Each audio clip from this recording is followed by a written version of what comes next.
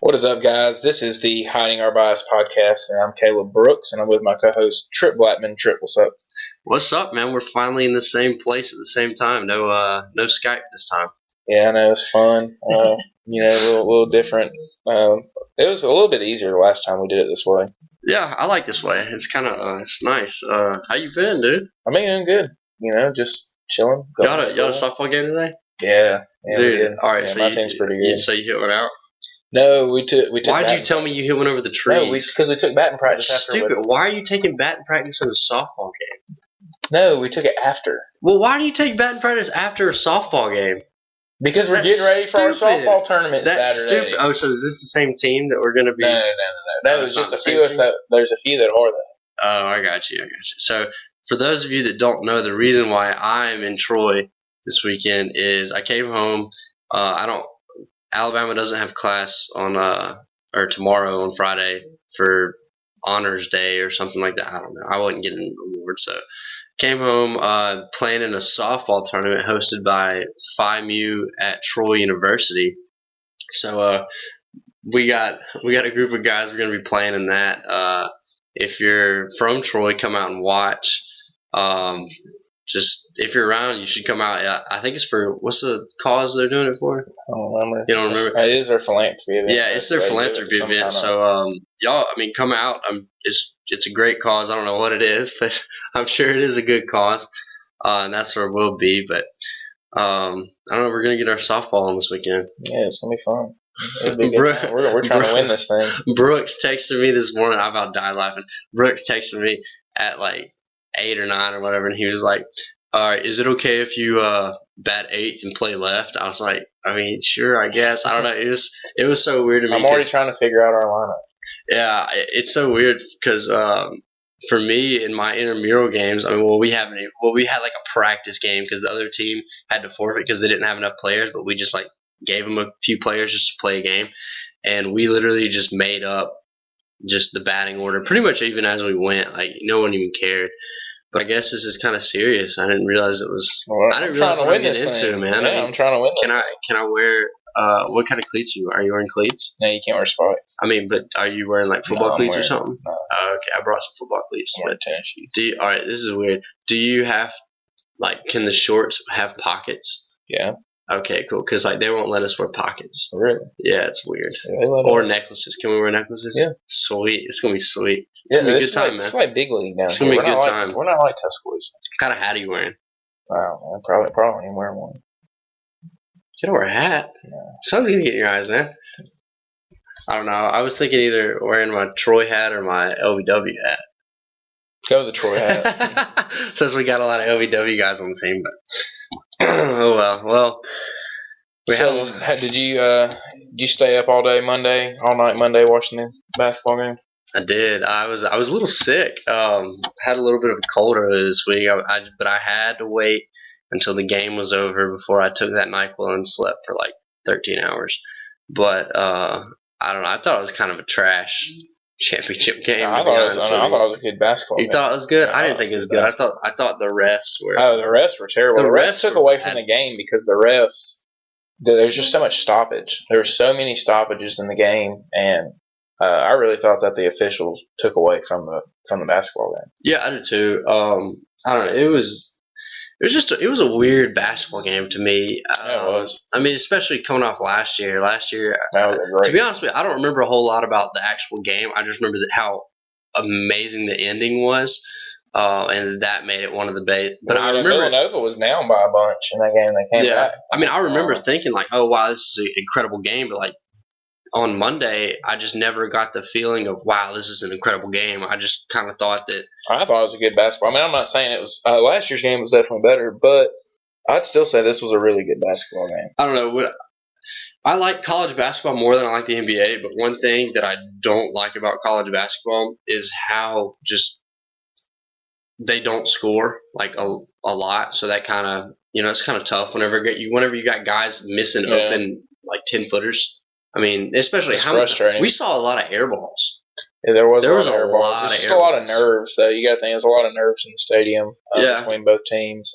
You're right. What do you think about them playing in the in that stadium they played in?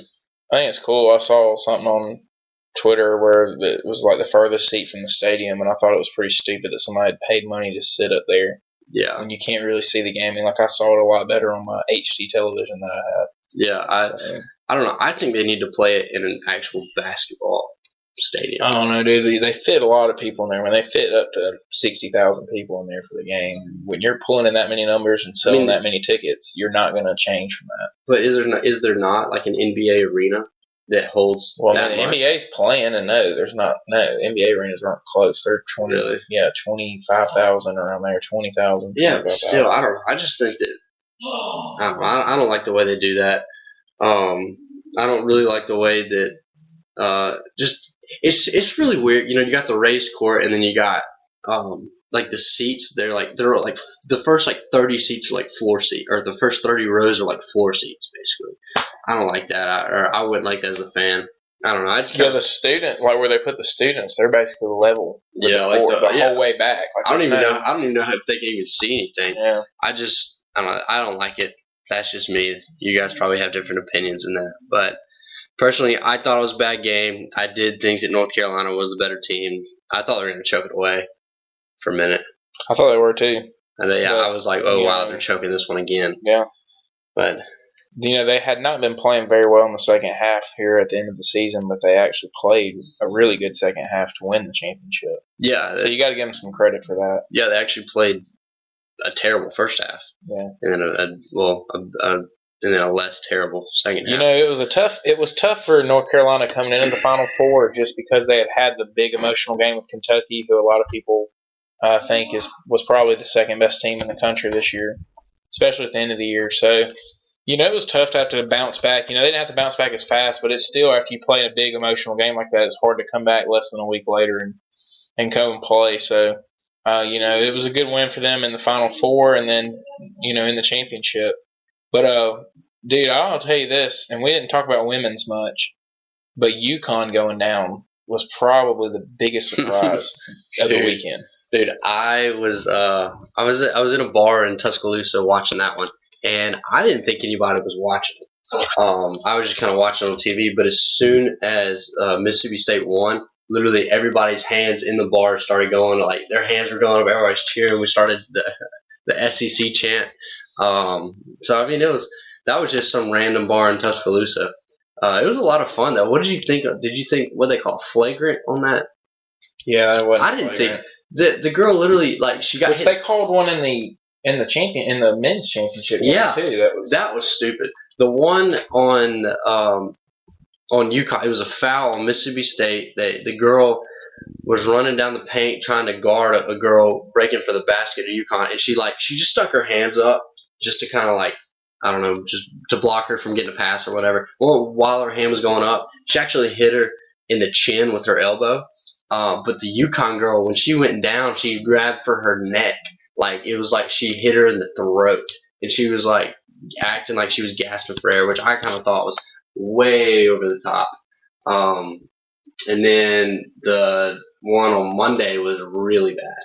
Dude, they've got to make some changes to the flagrant rules in basketball, especially on replays when you can see that somebody flopped or something like that. Yes. I mean, just like how they made some tweaks in college football with targeting, they're going to have to do the same thing with the flagrant fouls in basketball. Yeah, because it's getting pretty ridiculous. So, my TV wasn't all the way up on Monday.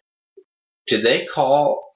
Was it who's it a flagrant on? Who's the foul on? Or was it a technical and then a foul? What was the call on that? Because I know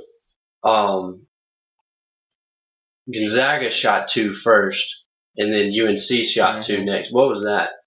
No, because it was on UNC, so they went ahead and shot the technical shots, and then went back to the other end and shot the regular shots they were going to shoot, that they were already going to shoot. That I don't know, that was just weird. It was all a weird situation, and that was just part of what we were talking about earlier with how the refs took away from the game. I mean, the reviews took forever. They had so many foul calls. I mean, both teams were in the bonus with 14 minutes to go in the second half. Yeah. I mean, 6 minutes played, and you'd already had over 14 fouls called in the game. Yeah. So, it was kind of ridiculous. I think they were trying to call a fair game and trying to, but the officials also just had a big, with you saying earlier that it was a low scoring game.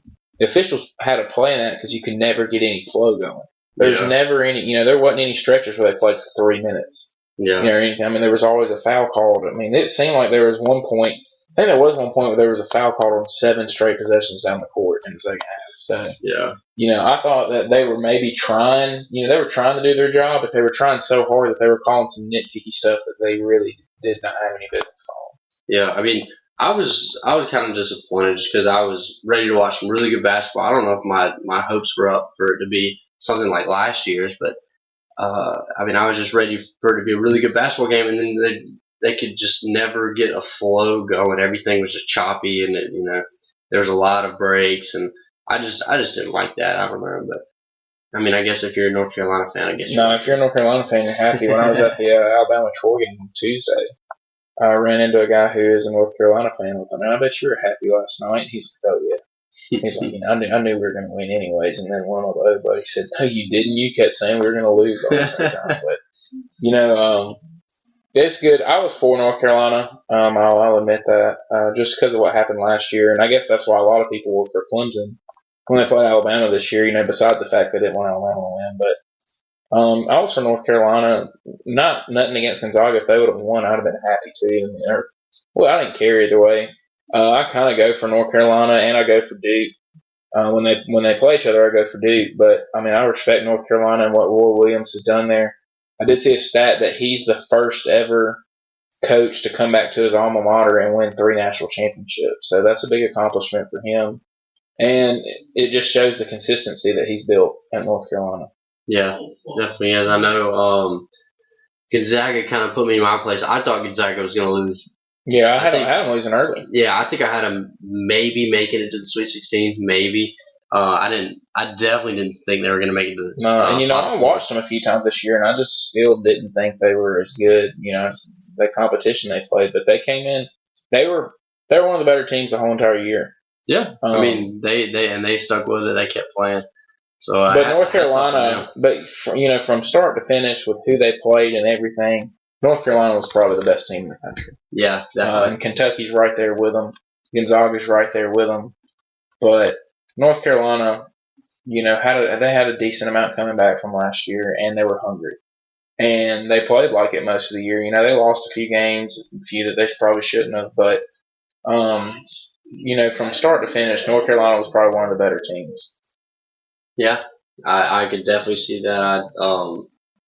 Arizona was one of the better teams, too, that ended up not making it. Yeah, I was kind of surprised about Arizona also. But, on the other hand, I was surprised Arizona didn't make it, but then again, I wasn't really surprised that it was Xavier that beat them. Yeah, because Xavier was underseeded. That was one thing we didn't talk about much was they misseeded some teams. Middle Tennessee had no business being a 12. Minnesota had no business being a 5. They should have been lower. And Wichita State had no business being a 10 seed when they ended the year on a 16-game winning streak. And then Xavier was seeded low as well. And then Michigan won the Big Ten tournament, and they're seeded at 7. So, there was just it was weird how they seeded some teams. Yeah, how do you know how they seed them? Is it just like I don't really know it's just a committee and they place people. I don't really know all the formulas that they have to go through, but that'd be a hard job. Yeah, it's a hard job. 68 teams. Yeah, it's a lot harder than figuring out 4. You have to decide, which I guess some of them, you take the conference champions and say, these guys definitely have to be in. But then you have to go through and you have to decide the top 68 teams, and then you have There's 32 automatic bids. There's 32? Yeah. All right, so 32 automatics. So you're figuring out 36 teams. 36 teams, and then you have to go through and you have to take all 68 of them, and you have to individually break them up, and you have to decide who's going where, and it seems like a cluster to me. But I can't remember. I saw something that this was the first year that it was 2 1 seeds playing in the national championship since I can't remember what year it was because Villanova was a 2 seed last year. Yeah. So you don't see that often, but there was weird. South Carolina was a 7 seed that made it. Oregon was a 3 seed. Overall, it was a good tournament. It just had a lot of upsets in it. How'd your bracket end up doing? Well, I mean, I picked North Carolina to win it. So Really? yeah. Wow. Good for you.